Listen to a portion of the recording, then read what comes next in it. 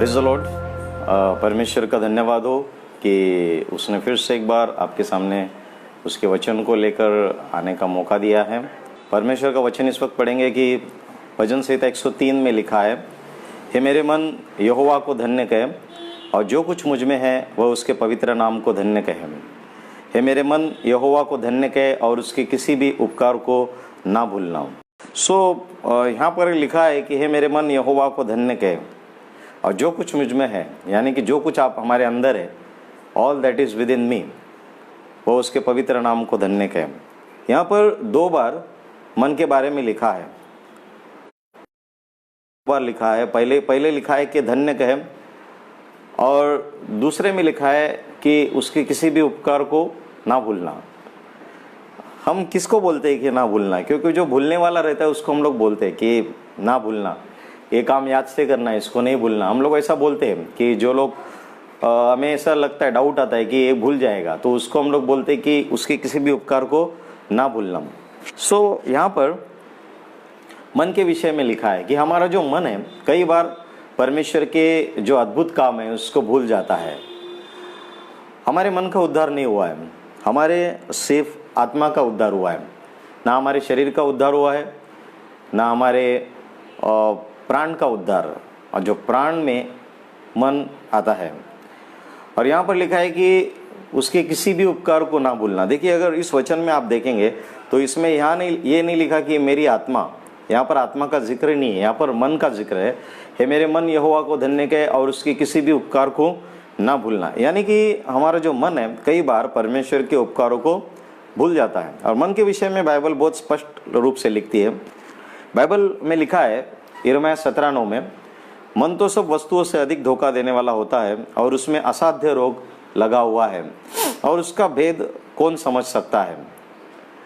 Bible साफ साफ कहती है कि मन तो सब वस्तुओं से अधिक धोखा देने वाला होता है और उसमें असाध्य रोग लगा है और उसका भेद कौन समझ सकता है। मराठी मध्ये असं लिहिलं आहे की हृदय हे सर्वात कपटी आहे, त्याचा भेद कोणाला कळतो।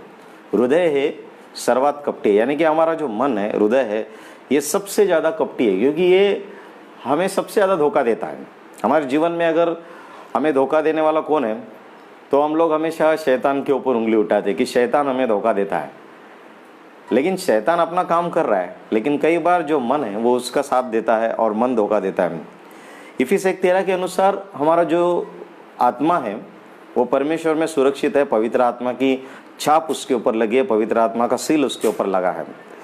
लेकिन जो मन है वो मन किसी के कंट्रोल में नहीं। इवन परमेश्वर भी हमारी स्वेच्छा को कंट्रोल नहीं कर सकता। परमेश्वर ने हमें रोबोट के तौर पे नहीं बनाया कि हम लोग रोबोट बने और परमेश्वर उठ बोले तो उठे, बैठ बोले तो बैठे। परमेश्वर ने हमें ऐसा नहीं बनाया। परमेश्वर ने हमें अपनी स्वेच्छा दी, उसकी स्वेच्छा से हमें जो है उसकी स्वेच्छा, हमारी जो स्वेच्छा है, परमेश्वर उसको कभी क्रॉस नहीं करता। इसलिए बाइबल में लिखा है जो भजन संहिता 103 में कि मन को याद दिलाना बहुत ज़रूरी है, क्योंकि मन जो कुछ परमेश्वर ने किया है उसको भूल जाता है। कई बार लोग ये पूछते हैं कि परमेश्वर ने मेरे जीवन में क्या काम किया है, परमेश्वर ने, मैं क्यों धन्यवाद करूं, मैं क्यों उसके उपकार को याद करूं, क्यों उसने ऐसा क्या बड़ा किया है। क्योंकि हमारी एक प्रार्थना खत्म होने के बाद हमारी दूसरी प्रार्थना रेडी रहती है। एक इच्छा खत्म होने के बाद हमारी दूसरी इच्छा तैयार रहती है। ये चीज़ मिलने के बाद वो चीज़ हमें चाहिए, वो चीज़ मिलने के बाद हमें दूसरी चीज़ चाहिए। तो कई बार ऐसा होता है कि हमारी जो इच्छा है, हमारी जो हसरत है, वो तो ख़त्म ही नहीं होती। और कई बार आज की इच्छा परमेश्वर ने पूरी नहीं की, हमने आज जो मांगा था वो परमेश्वर ने नहीं दिया, इसलिए कल जो परमेश्वर ने हमारी इच्छा पूरी की, परमेश्वर ने जो हमें कल हमारे ऊपर जो उपकार किए, उन उपकारों को कई बार हम लोग क्या करते हैं, भूल जाते हैं। और फिर परमेश्वर को या अपने लोगों को ये सवाल पूछते, उसने मेरे लिए क्या किया है। मन जो है वो बहुत अजीब तरीके से काम करता है। हमारा जो मन है, हमारी जो भावना है, एक्चुअली हम 3 घटकों से बने हैं, जैसे आत्मा, प्राण और शरीर। और जैसे हमें 3 घटकों से बने हैं, जैसा मैंने कहा कि हमारी आत्मा का उद्धार हुआ है, हमारे शरीर का और मन का उद्धार हुआ नहीं है। और जो हमारा प्राण है, आत्मा, प्राण और शरीर, ये प्राण में ये तीन चीज़ें आती हैं, मतलब ये सोल में ये तीनों चीज़ें आती है, माइंड, विल और इमोशन। माइंड, विल और इमोशन। माइंड यानी कि हमारी बुद्धि, विल यानी कि हमारी इच्छा, इमोशन यानी कि हमारी भावना। और ये तीनों को मिलाकर हम लोग उसको बोलते हैं मन या हमारा प्राण, जिसका उद्धार हुआ नहीं है। कई बार ये जो मन है वो हमें सबसे ज़्यादा धोखा देता है। कई बार ऐसा होता है कि मन, हमारी भावनाएं हमें पाप करने के लिए उत्तेजित करती है कि ये करो, और मन में सारे विचार आते हैं, और मन में विचार आने के बाद हम लोग उसको शरीर के माध्यम से, शरीर की मदद से हम लोग उसको पूरा करते हैं। और पूरा करने के बाद जब हमें एहसास होता है कि हमने गलत किया, तब यही मन जो है वो वापस हमें दोषी ठहराता है। यही मन जो है हमें वापस दोषी ठहराता है। और बाइबल में लिखा है, यदि तुम्हारा मन तुम्हें दोषी नहीं ठहराता तो ही तुम परमेश्वर के सामने तुम्हें हियाव है। यूहन्ना की किताब में लिखा है कि यदि तुम्हारा मन अगर दोषी नहीं ठहराता तो ही तुम परमेश्वर के सामने खड़े हो सकते हैं। कई बार हमारा जो मन जो है परमेश्वर के सामने जाने के टाइम हमें दोषी ठहराता है, क्योंकि हमने जो गलत काम किए वो सब मन हमें याद दिलाता है। शैतान याद तो दिलाता ही है, लोग याद दिलाते हैं, पवित्र आत्मा को काम नहीं। पवित्र आत्मा हमें हमारे पापों को, गुनाहों को याद नहीं करता, लेकिन पवित्र आत्मा का एक ही काम है कि यीशु के पास हमें लेके चलना। यीशु के पास क्या करना, हमें लेके चलना, ये पवित्र आत्मा का काम है। और यहाँ पर हम लोग देखते हैं कि जब हमारा मन हमें पाप करने के लिए कई बार उत्साहित करता है, और पाप करने के बाद, गलती करने के बाद, फिर बाद में जब एहसास होता है कि हमने कुछ गलत किया है, तो यही मन जो है वो क्या करता है, हमें वापिस हमें क्या करता है, दोषी ठहराता है कि तूने क्यों किया। और उसके बाद लोग कंडेमनेशन में जाते हैं, उसके बाद लोग अपने आप को ताड़ना शुरू करते हैं। यानी कि जो मन है बहुत इंपॉर्टेंट पार्ट है। इसको जब तक आपका स्पिरिट कंट्रोल नहीं करेगा, जब तक आपका आत्मा कंट्रोल नहीं करेगा, तब तक जो मन है वो हमें धोखा देते रहेगा। इसलिए बाइबल में लिखा है कि जो मन है वो सबसे अधिक धोखा देने वाला है। कई बार ये लोग पूछते हैं कि जैसा आज धन्यवाद की प्रार्थना है, धन्यवाद के लिए हम यहाँ पर इकट्ठा हुए, कभी कभी लोग पूछते हैं कि मेरे जीवन में परमेश्वर ने अभी तक किया क्या है। लेकिन कई बार जो उसके पिछले दिनों में जो परमेश्वर ने हमारे ऊपर उपकार किए, वो उसको क्या करते, भूल जाते हैं। परमेश्वर की करुणा हमारे ऊपर है। बाइबल में लिखा है, जैसे अभी धन्यवाद अगर आप करना चाहते हैं तो आज की तारीख में, जैसे अभी पैंडेमिक चल रहा है और कोरोना का जो महामारी का जो हाहाकार है, इसमें सबसे बड़ी जो परमेश्वर की आशीष हमारे ऊपर है, सबसे बड़ा जिस चीज़ के लिए हमें धन्यवाद देना चाहिए वो है हमारी जो सांस जो है चल रही है। सांस यानी कि वो आपकी सांस नहीं, आपकी पत्नी की माँ नहीं या पति की माँ नहीं, लेकिन जो हमारी सांस है, श्वास, हमारा जो श्वास जो चल रहा है वो बहुत इम्पोर्टेंट है। इन दिनों में देखते कि थोड़ा भी अगर ब्रीदिंग प्रॉब्लम हो गया तो हॉस्पिटल में एडमिट करते, कोरोना का टेस्ट होता है, फिर वेंटिलेटर लगाया जाता है, वेंटिलेटर का अलग से पैसा। यानी कि जो परमेश्वर ने हमें जो ऑक्सीजन फ्री में दिया, वो ऑक्सीजन उधर जाके सिलेंडर में पैसे देके हमको लेना पड़ता है। लेकिन अगर आज आपकी सांस चल रही है, आपका श्वास चल रहा है, आपके नथुने में, आपके नाक में अगर आपका श्वास है, तो इसका मतलब ये है कि परमेश्वर ने आपको जिंदा रखा है। वही परमेश्वर का सबसे बड़ा क्या है, उपकार है। परमेश्वर के इस उपकार के लिए तो हमें इन दिनों में रोज धन्यवाद देना चाहिए कि हमारी सांस अच्छी चल रही है, हमें ब्रीदिंग प्रॉब्लम नहीं हो रहा है। क्योंकि आपको अगर ब्रीदिंग प्रॉब्लम हो गया तो आपको तुरंत हॉस्पिटल में एडमिट होना पड़ेगा, आपको ऑक्सीजन मास्क लगाना पड़ेगा और वेंटिलेटर पे आपको रखा जाएगा। विलाप गीत 3 अध्याय 22 और 23 में लिखा है, हम मिट नहीं गए, यह यहोवा की महाकरुणा का फल है, क्योंकि उसकी दया अमर है, प्रति भोर वह नहीं होती रहती है, तेरी सच्चाई महान है। मराठी में इस तरह से लिखा है, आम्ही भस्म झालो नाही, ही परमेश्वराची दया होय, कारण त्याच्या करुणेस खंड पडत नाही, ती रोज सकाळी नवी होते, तुझी सत्यता थोर आहे। हम मिट नहीं गए, हम भस्म नहीं हो गए, ये यहोवा की महाकरुणा का फल है, क्योंकि उसकी दया अमर है। हिंदी में लिखा है महाकरुणा का फल। करुणा और महाकरुणा, इसमें क्या फर्क है? करुणा सबके लिए है, करुणा जनरल कंपार्टमेंट है। बाइबल में लिखा है कि परमेश्वर पापियों के ऊपर भी सूरज की रोशनी पापियों को भी देता है और जो धर्मियों को भी देता है। जो परमेश्वर को नहीं मानते, नहीं जानते, उनके ऊपर भी सूरज उगता है, उनको भी बारिश मिलती है, उनको भी सब जो चीज़ें परमेश्वर मुहैया करता है वो मिलती है।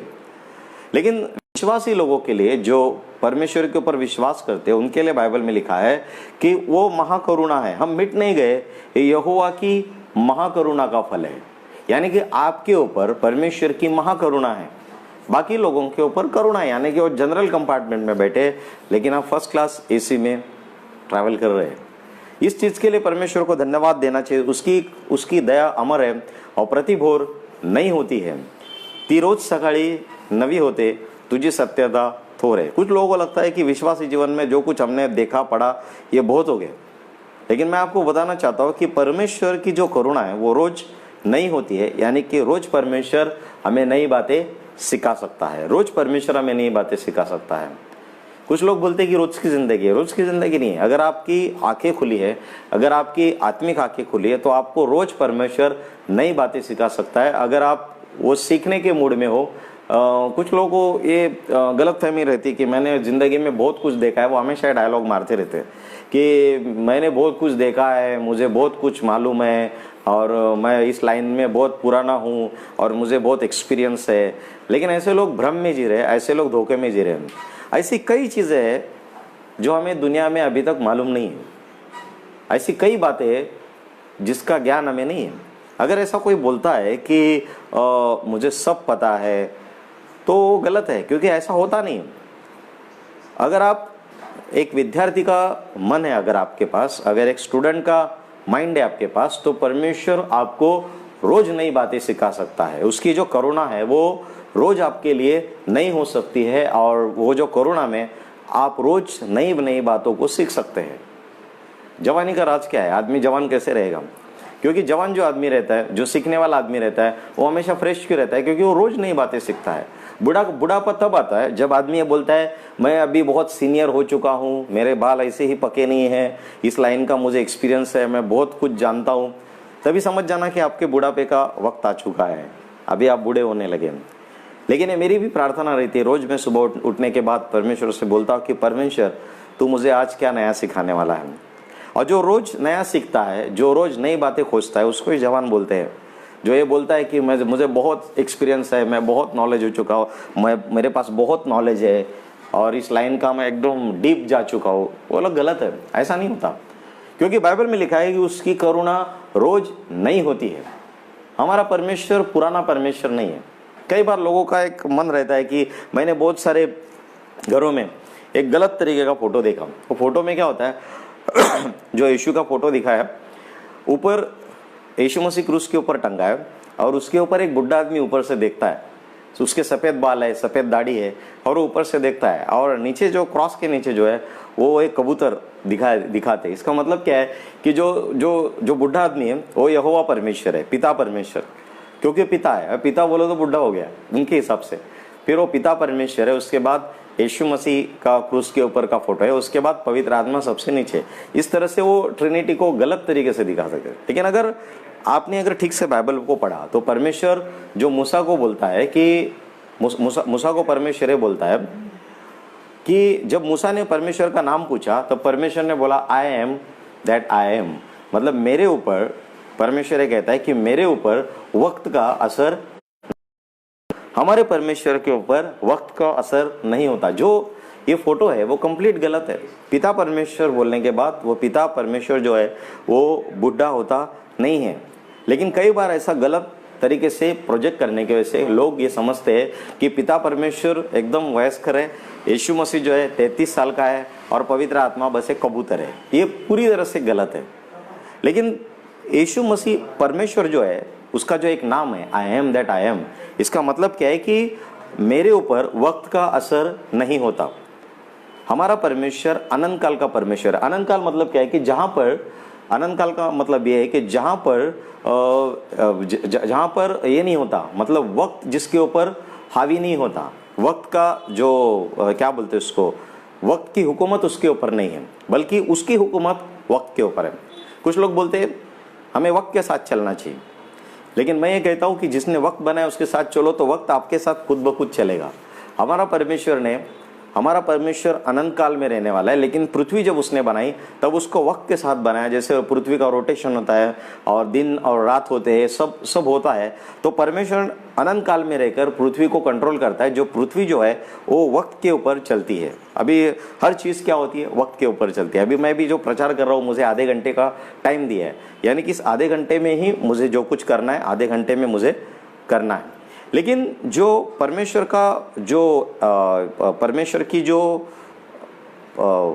जो है हमारा, वो अनंत काल का परमेश्वर है, यानी कि हमारे परमेश्वर के ऊपर वक्त का असर होता नहीं है।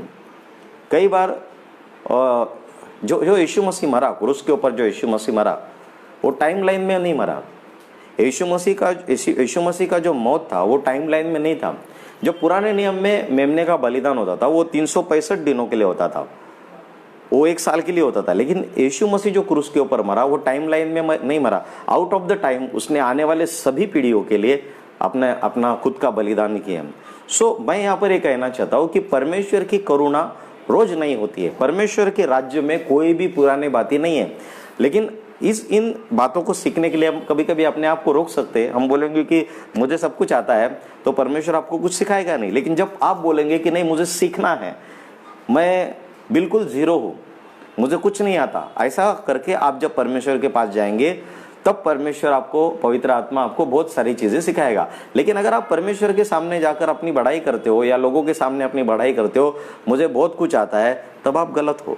अगर मुझे कोई पूछेगा कि पास्टर डेविड आपको क्या आता है, तो मैं कहूँगा कि कुछ नहीं आता, अभी तक मैंने कुछ नहीं सीखा, जो कुछ है कर रहा हूँ, परमेश्वर की करुणा है, कृपा है, लेकिन बहुत कुछ सीखना बाकी है, बहुत कुछ सीखना बाकी है। सो ये जब हमारा एटीट्यूड रहेगा तो पवित्र आत्मा बहुत सारी नई चीज़ें हमें सिखाता है। और मैं आपको ये बताना चाहता हूँ कि सबसे बड़ा जो धन्यवाद देना चाहिए हमें परमेश्वर का, वो ये है कि हम मिट नहीं गए, ये यहोवा की महाकरुणा का फल है। आप जैसे सुबह न्यूज़ देखते हैं तो सब कोरोना का स्कोर आपको मिलेगा, इतने लोग इन्फेक्टेड हो गए, इतने लोग बीमार हो गए, इतने लोगों के साथ ये हो गया वो हो गया, और बहुत कुछ हम लोग सीखते हैं, लेकिन हम सुरक्षित है।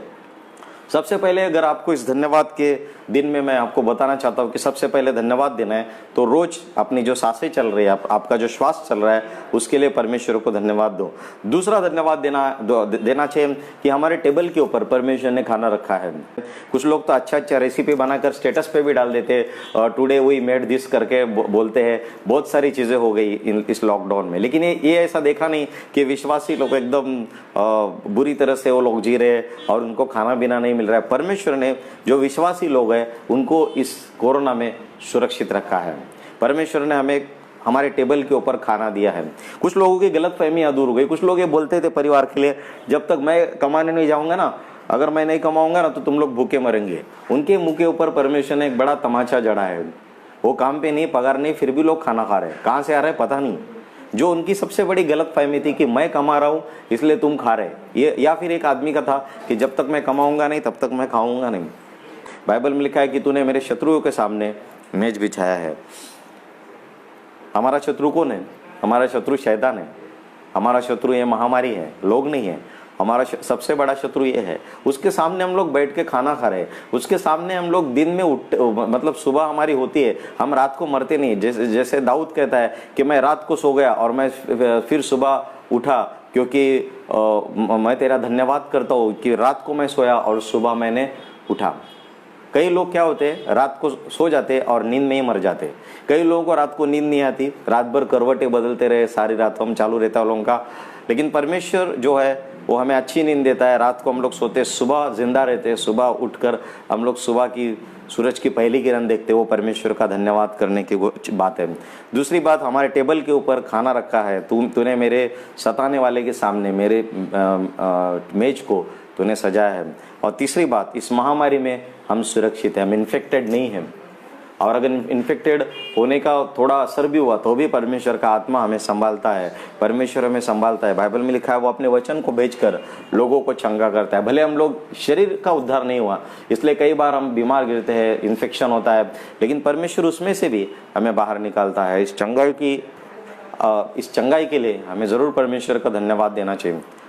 चौथी बात, हमारे सर पे छत है, घर है, हम घर में रहते हैं।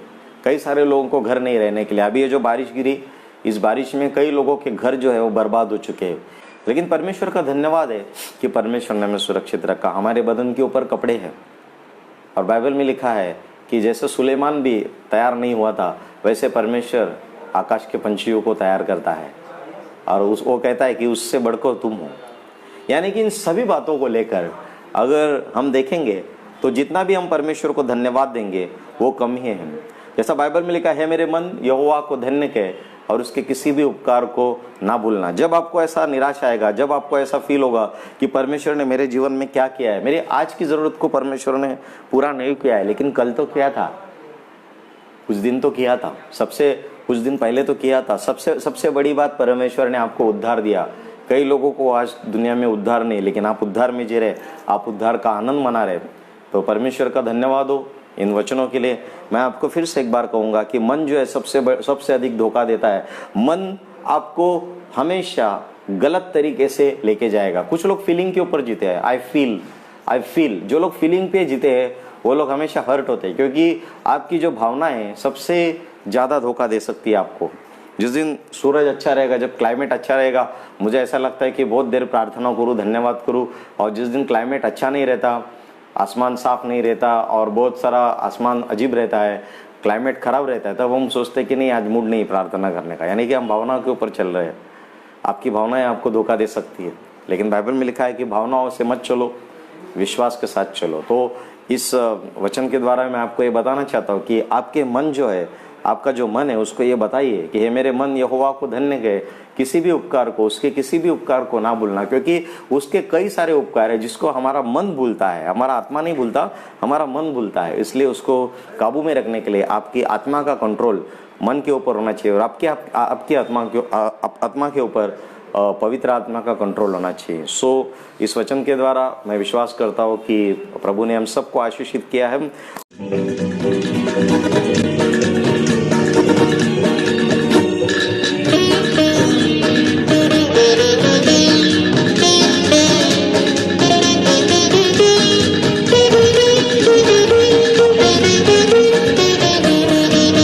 मेरे मन यहोवा को धन्य धन्य कहो, हे मेरे मन यहोवा को धन्य कहते रहो। जो कुछ भी मुझ में है उसको धन्य कहे, जो कुछ भी मुझ में है धन्य कहता रहे। हे मेरे मन यहोवा को धन्य धन्य कहो, हे मेरे मन यहोवा को धन्य कहते रहो।